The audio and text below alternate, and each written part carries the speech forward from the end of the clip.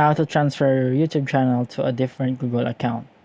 If you find this video helpful, click the subscribe button and that bell icon on so you'll be updated here. So first in our YouTube, we will go to our profile and go to YouTube Studio.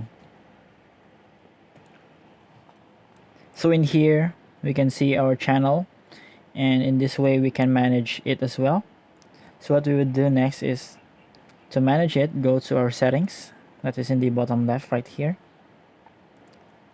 And then what we would do is go to permissions. So it is very straightforward.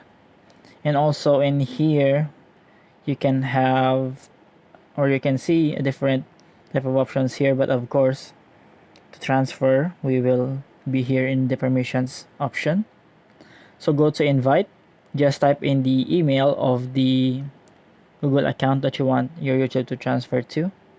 And also you can set the role to an owner if you want to transfer it completely, to a manager, or to an editor.